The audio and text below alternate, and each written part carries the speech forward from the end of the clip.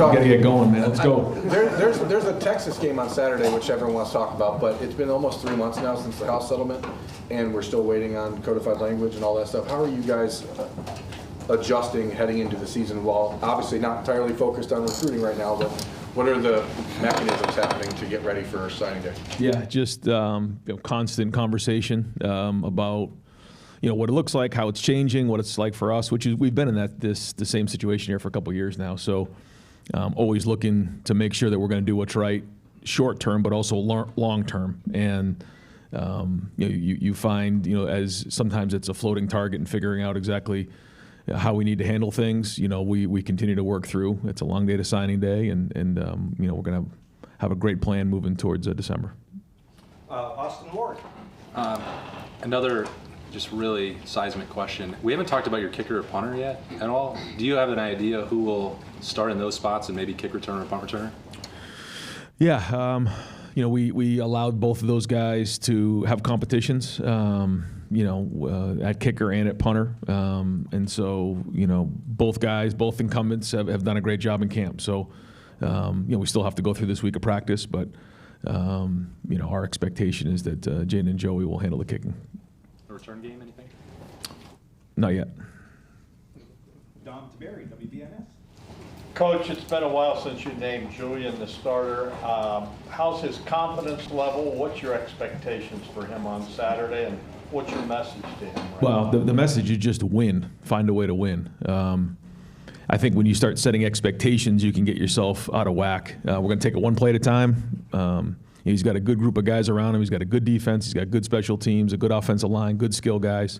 He needs to lean into those players and find a way to win the game. We'll try to get him into a rhythm and then go from there. And that's really it. It's a start. It's the first game, and we're excited for him. You're seeing him every day get more and more confident, more and more comfortable in what we're trying to do. But we got to get out in the field and play, and it's about time. Dan Hope, 11 Warriors. Right tackle, have you guys made a decision yet on whether Phillip or Ethan will be that guy? I think we're going to kind of leave that towards the end of the week, and we'll, let the week play out, let these guys compete. Certainly Phil will play a lot. Whether we rotate or not, we'll decide. But he's had a really good preseason, and he's ready to play. Pat Murphy, 24/7 Sports. Ryan, in talking to Buckeye fans over the course of really the whole offseason, they recognize the importance of this game while also understanding the 12-team playoff, and both teams are still alive. You guys didn't have a non-conference game like this last year, so what are the conversations you guys have in the building about, hey, we want to win this, but also it doesn't end your season or put it in jeopardy if you don't? How do you handle that within the program? Well, first off, I think it's great for college football playing a game like this opening weekend. And I have a tremendous amount of respect for Sark, for his coaching staff, for the players. And we're excited to play these guys. It's rare that you would, kind of play someone like this towards the end of the season and start the regular season with them.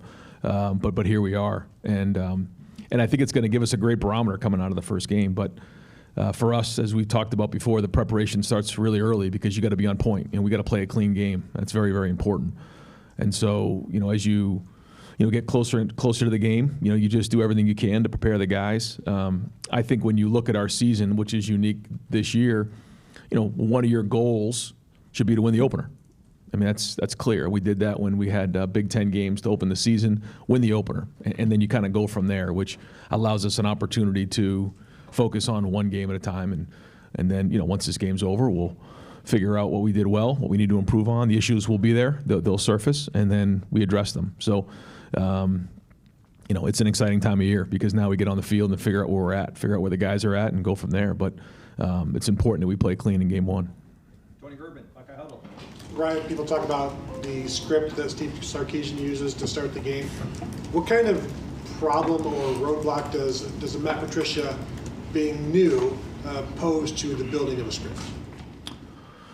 I don't know. Steve's a great play caller, always has been, and I'm sure he has his method for doing that. Usually, most guys who are, scripting games are trying to get the quarterback into a rhythm.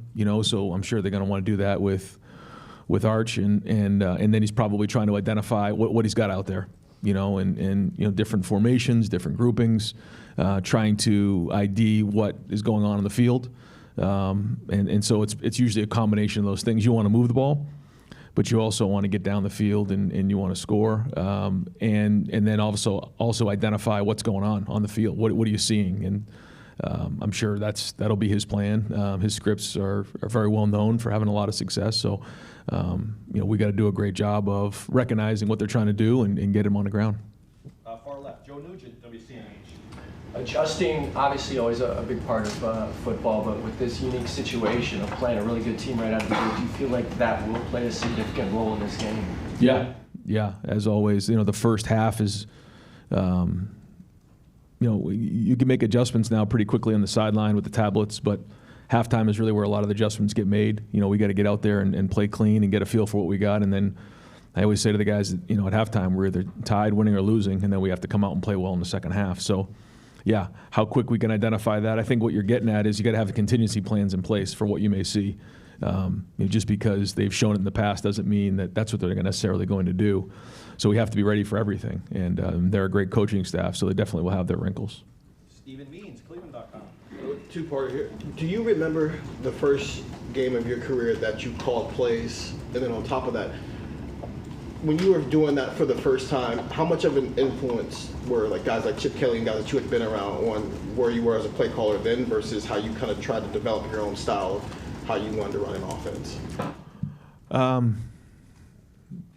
I don't actually remember the first game that I called. I remember the first year I was at Temple, and you learn every time you come out of a game. You learn more and more about that. But one thing that I feel strongly about is that the more organized you are, the easier it is to call. And when I mean organized, the staff's organized, the practice is organized, the game plan's organized, how we're calling plays is organized. So everybody knows exactly what's going to be done ahead of time.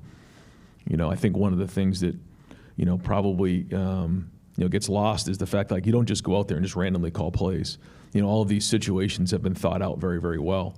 And now, the way that we're playing football, where we get about 10 possessions a game, situations are a higher percentage of the game. So it allows you to be more specific and more efficient in your play calling. Spencer Holbrook, Letterman Row. You and Sark are considered two of the guys who, if you give them a month to prepare, they'll have something for you. Now you give each of you guys 7.5 months to prepare. How do you make sure that you don't overanalyze what you want to accomplish and have a set goal of this is what we want to do on offense in this game? Yeah, I think it's a great point because you can do that. You can find yourself going, whole, part, whole many times during this process. I feel like during that run at the end, those 10 days was a kind of a nice sweet spot for us. But we also had a body of work. This is a new group of guys. So just because it's a good play doesn't mean it's necessarily going to work because, we have guys who are different than last year, just like they do. They have to replace people. So what you're trying to do is find something that you perceive as going to be a successful play against what you're going to see, but also that your guys can execute. And so that's where you go back and forth. And then, like we said, you may have to adjust along the way and making sure you have enough because in game one, there's a lot of unknowns. So that's the balance that we try to find. But ultimately, it's the coach's job to make sure these guys can play fast because that's it. We do have a fast team. They have a fast team. But, how well you coach them, how well you prepare them will allow them to play faster. And that's the key as a coach. We can't bog them down. Dave Biddle, 24/7 Sports. It was Villanova, and you guys won 41-10. Now I remember. Thank you. Yeah, you guys had a tough schedule that year looking at it, right after that one, right? I mean, Maryland and Penn State. You guys scored a lot of points, though. 27 points the next week against Maryland. Okay, that's not my question. Who's the top backup defensive tackle? If you guys had a game today, who'd be the top backup D tackle? I wouldn't say one guy because we're going to roll those guys pretty good. I feel like we've developed some depth there, and I feel like we're going to feel good about putting different guys in the game. So, between Edric and K-Mac and Will, Taiwan Malone, even Jarquez, you're going to see guys kind of mix in and out of there. So the good news is we have depth there, and I feel like we made progress at that position. So now they got to go play, and we got to go put it on the field against a really good front. Real quick, Larry brought up Jarquez as well. Has that been kind of a pleasant surprise? I think he was here in the spring, but as a true freshman, just being in the mix. Yeah. He's got twitch, and I think again, whether it's in game one or down the road, these guys are going to help us. I think that's the other thing too. It's as you go into game one, you have a certain mindset, but then it's also a long season. And so some of these guys that are definitely going to make an impact for us this year may or may not play in game one. Don't know, because we can't be in a game like this game and just be trying to figure out what we're going to get for type of play and performance. So we'll usually err on the guys that have played before, but you'll see some fresh faces in there as well. Rob Aller, Columbus Dispatch. Yeah, play calling seems to be the theme, so we'll stay on that topic. It's a group effort, but do you have veto power? Yes. And do you remember when you were play caller, whether it was Irvin or whoever it may have been, like said, no, we're not doing that? I mean, how do you take that? Like, is it like, okay, it's his show, or just your thoughts on that? Yeah, I always say that if they ever recorded what is said on the headsets, that you can make a lot of money, because, yeah, and back then too.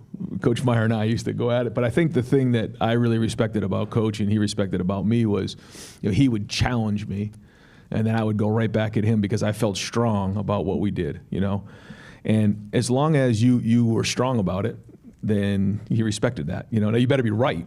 Well, it's the same thing now. And I do that the same thing is like I challenge guys. I challenge them about their players. I challenge them about scheme. I challenge them about their technique. And if guys don't feel really confident coming back at you saying, no, we're going to do this, because that's what you want as a coach. You call a play and you're like, this play's not going to work, and they all come back, yeah, it is. Well, okay, good. Well, then let's see. And that's kind of what you're looking for. But as the head coach, you constantly have to challenge these guys. And then you also find out what they like, what they feel confident in their players in. So, yeah, it's a lot of back and forth. But most of that conversation happens during the week, when we're on the board, on the film, putting the game plan together. Because, we only have a certain amount of calls. Let's just call it on 3rd and 1. So, he's picking one of 3, and we've all said that these are good. And I think that's a part of the offensive staff too. And same thing on defense, is that if we've all put it on the board, we feel good about it, we've made a big check mark, then when it's called in the game, we all got to get behind it. And it's the same thing on defense. And if we don't like it, take it out. Real quick, what's the personality of this team? Coaches love to talk every year. It's a little different. I know we're early in the process, but going into this game, we're not talking young and inexperienced, because that's what we always talk about. Yeah. But is there a personality you're starting to see? Yeah, and I don't think it always shows until you get on the field and actually play games. But it's competitive, it's edgy. They like competing. They enjoy being with each other. I think now it's just a lot of these guys got to get on the field and play, and then we'll figure out what it is from there. When we have success, when we have setbacks, those types of things as we work through that. But a lot of leadership has risen here, and that's a good thing. A lot of young guys are figuring it out. Some guys still don't know what they don't know. I say it's like raising a son or having children. You bring them along, you show them, you see the growth, but ultimately they have to go live their life. Well, it's the same thing here. They got to go play the game now, and we're ready to go play. Well, I mean, we can't wait to get on this field and get the season started. Cameron T. Robinson, The Athletic. Ryan, and can you lean on? I know every quarterback you have is different, right? And kind of even going back to your history, but can you lean on previous experiences with first-year quarterbacks that can help you? Know kind of how to prepare Julian, or how to call a game like this? Yeah, I think so. I think you take what you see in practice and you try to project the best you can, and that's the thing about first games is you make a lot of assumptions. You're assuming it's going to look a certain way in the game. Some certain assumptions are going to be right, other assumptions are going to be wrong. That's the job of coaching, and it's that experience of seeing it and learning. But then you also try not to label, because you see somebody, you say, well, he's like him. Well, not really. He may have some characteristics like that player, but he's his own player. So there's this, again, balance of trying to figure out, is this what you can predict and project's going to happen, or are these their own set of guys that are going to have their own experience? And so that just comes down with experience. You got to trust your coaching and make sure that their minds are in the right spot and focused on what really matters. We know that this week it's going to come down to avoiding distractions. There'll be a lot of distractions this week. It always happens. It's very, very predictable. And so we have to make sure that we're avoiding distractions better than Texas. Far right, Adam King, WBNS. How much do you balance out wanting to go out there and play the same kind of game plan you did towards the end of last year, but also knowing it's week one, it's going to be clunky at times. You're trying to get just play calls in at the same time. How do you balance that knowing that you're also playing Texas? Yeah, well, because when you are late in the season in your game 12 or 13, it's just very, very different. I mean, you've played games, you've worked through things, there's a rhythm, there's a Rolodex of plays. When you're into week one, guys are doing it for the first time. And so that's very, very different. But you also got to find plays that work against what you're going up against. So again, that's what we're looking for here, and those are all the decisions that are being made and have been made. I feel good about the game plan in all three phases, and got to go put it on the field now. You lean back on that game against Notre Dame where you guys jumped right in a few years ago at all about how this might play out? Yeah, a little bit, yeah. I mean, we look at the practice schedules more than anything to figure out how do we ramp ourselves up for a game like this in week one, different than maybe in the last couple of years. Joe Reedy, Associated Press. Ryan, in regards to scouting Texas, how much do you lean or look at that film from 8 months ago as far as maybe tendencies, knowing both of the rosters have changed a lot? And then, because Matt mentioned it briefly last week, how much does him facing Peyton and Eli maybe help him as far as scouting and getting a game plan together for Arch? Well, I think you look at everything. For sure. You know, sometimes we look at too much. But ultimately, it comes down to what our guys can do, especially in week one. So we'll focus on that. You know, certainly I have the utmost respect for the Manning family, starting with Archie, the dad. I think he's just an unbelievable ambassador for the game. And Eli and Peyton, I can't say enough about, you know, who they are as, again, ambassadors of the game, gentlemen, and obviously great players. And so, and certainly Arch is a tremendous player as well. But really, that has nothing to do with this game and you know, playing Texas. You know, he's an excellent player, but you know, those guys, you know, they've stayed out of it for the most part because they want him to just, you know, write his own story. And I got a lot of respect for how they've handled that. And he's got a great future ahead of him, and he's a great player. So it's a great challenge for us. But again, this is more about, you know, our preparation and doing what we do well.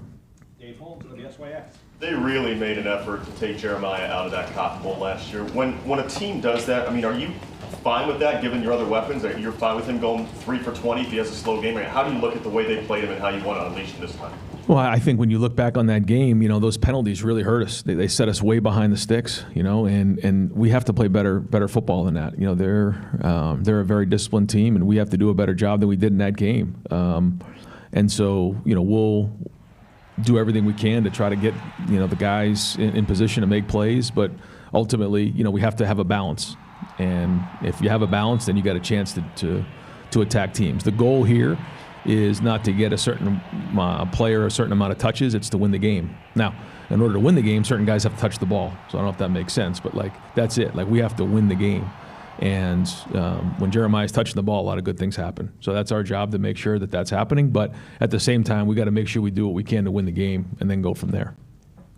Dylan Davis, Delaware Gazette. Kind of going off of what Cam asked, the idea of easing a quarterback into a start, is that something you subscribe to? Is that circumstantial with each quarterback in each situation? And I guess also, like, this opponent and the nature of the football season, the way the format's set with the playoffs, does that change the way, you know, you might just throw a guy into the deep end and see how he reacts in a situation like this? What do you mean ease in? Like, you mean like the game plan? Or? The way you call the game and kind of just... Again, it's like number one goal, win the game, and then go from there. We know we have a long season ahead of us, and we know we're going to get great information coming out of this game, but like the number one goal is to win the game, win the game, win the game. So what do we need to do to win the game? You know, you start listing those things and then build from there based on what we've seen.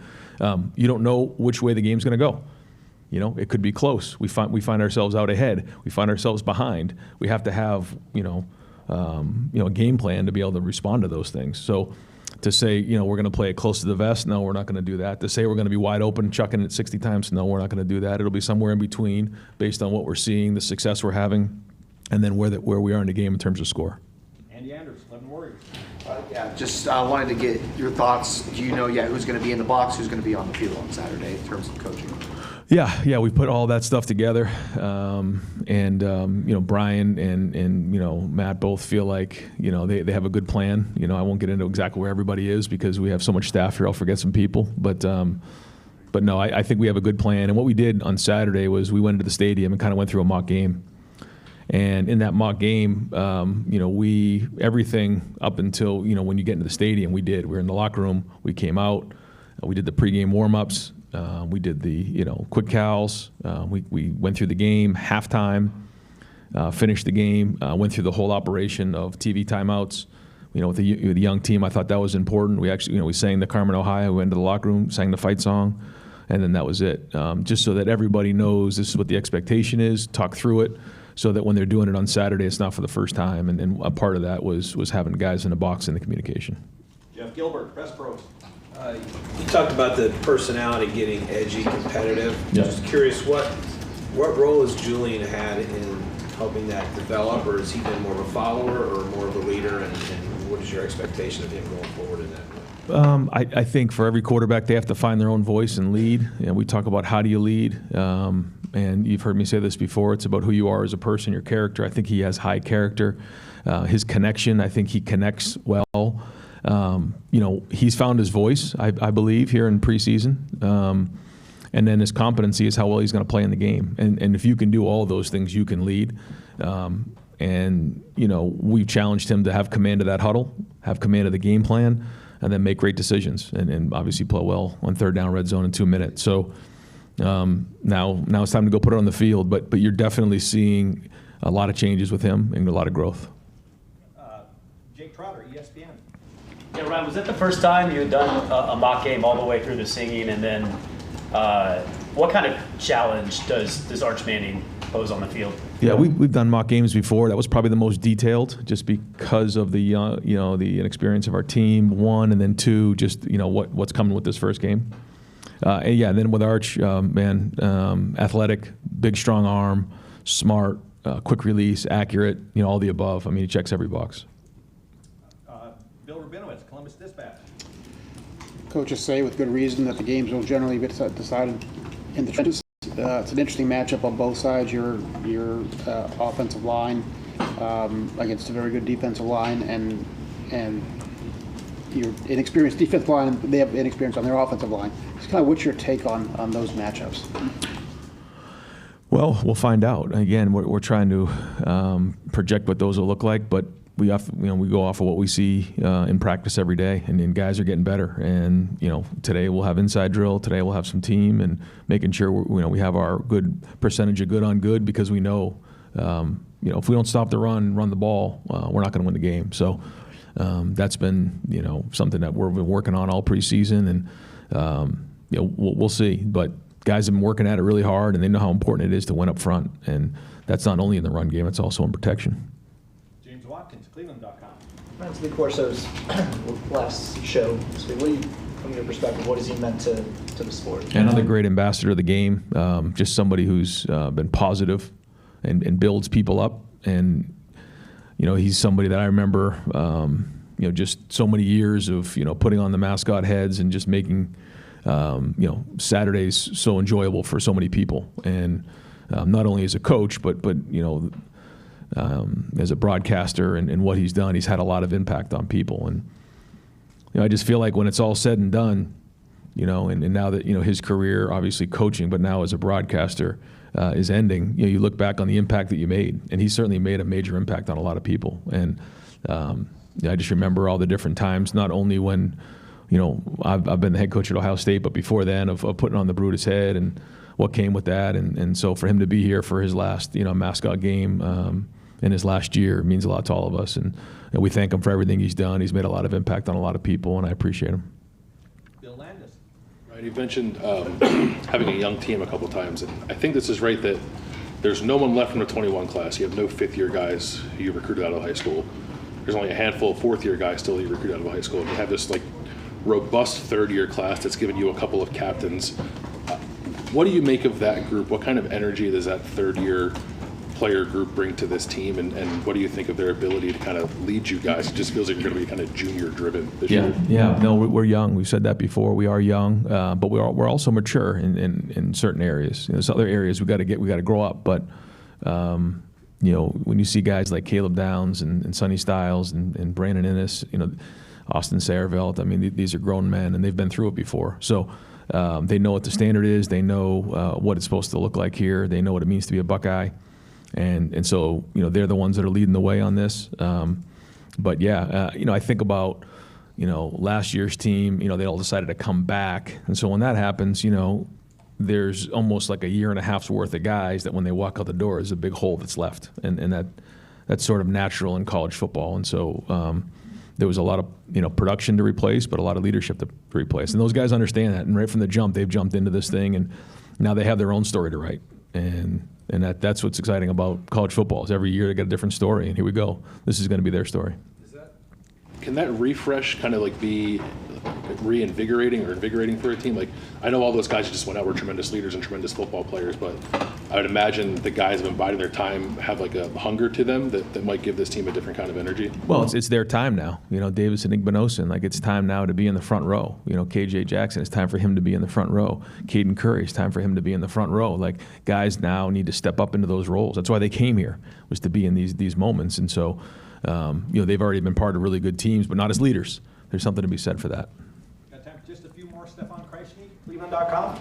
Ryan, we've asked you a lot throughout this year about Julian's arm talent, kind of what he can do there. But yesterday, Sark was talking about Julian and mentioned his athleticism, his mobility as well. Like, how much is that part of his game? And is there someone you've coached in the past who he reminds you of in terms of what he can do with his legs? Yeah, he's got good short area quickness. You've seen maybe in the game, a couple. He didn't have very many snaps last year, but you saw him move back there. You get a chance to see him change direction, and he's gotten stronger. You can see him. He's put on weight. He's put on strength, power. He's going to need that this season. In terms of somebody similar, I guess CJ was a little bit bigger, but CJ's got good movement. I probably him, I guess. But. He's quick. He's got good short area quickness, and he can move well in the pocket. And like you've seen, he gets the ball out of his hand quickly and makes quick decisions. And so, all positives. Tim May. Thanks, Jerry.